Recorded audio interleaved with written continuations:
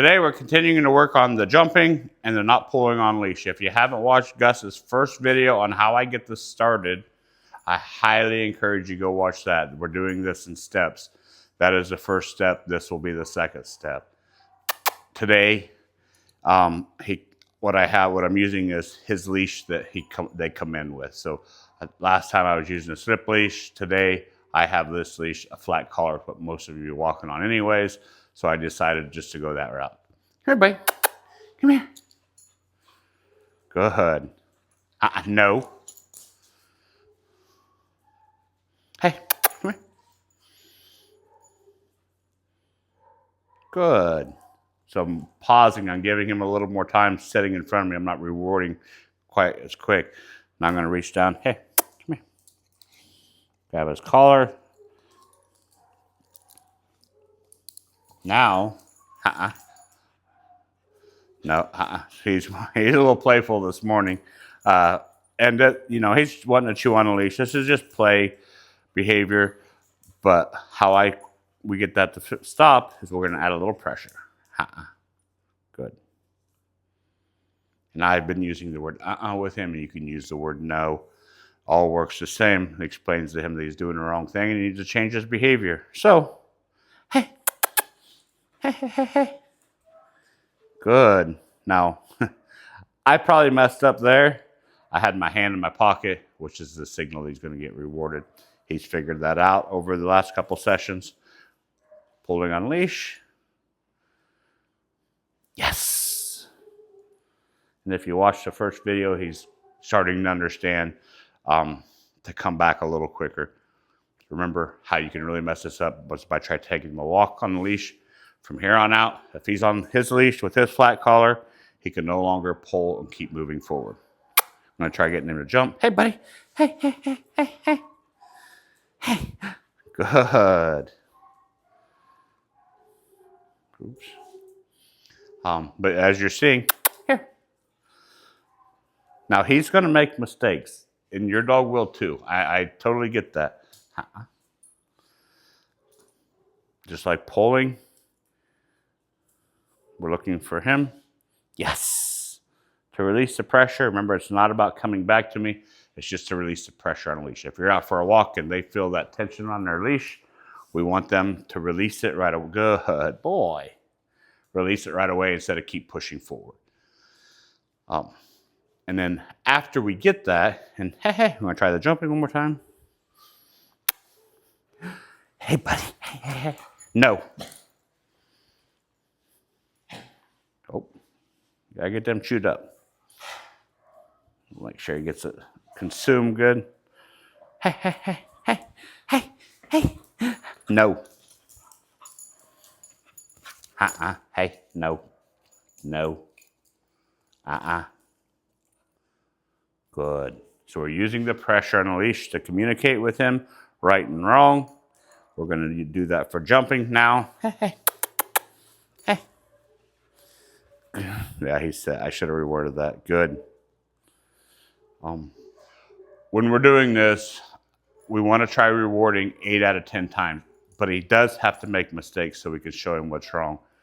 Yes, because he is going to make mistakes when you're not prepared for it. So let's do it now. But hey. He's trying to swallow those treats whole instead of chewing them up. Good. But like I said, 8 out of 10 times, I want to make sure we're rewarding. And then every once in a while, no. Oops, got his leg caught.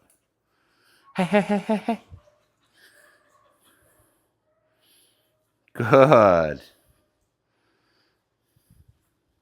So now we can use the leash for leash pressure to communicate he's doing wrong. And then no pressure and rewarding with food when he's doing right. All right, let's go for a walk. So now, here, come here. We're going to get him set up. We've done the leash pressure, taught him here. There we go. Good. We'll take this for now. I'm looking for him to sit more by my side when the leash is on. But now we're going to do back and so I taught him how to, when he feels that pressure on a leash, he should come back to me to get rewarded. Now we're going to do our back and forth. So I'm going to have Carla back up a little more. And we're going to give the signal, let's go. Stop. This way. Stop. Turn. Good.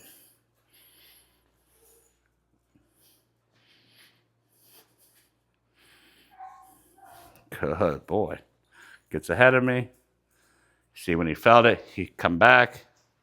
So we just do it. So we're getting in reps, and we're not rewarding as much now. And he's starting to walk by my side. Now,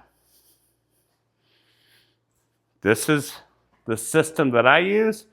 We start by showing them how to shut pressure off. I'm going to take this leash off so I don't have to focus on him while I'm talking, because I'm not the best at multitasking.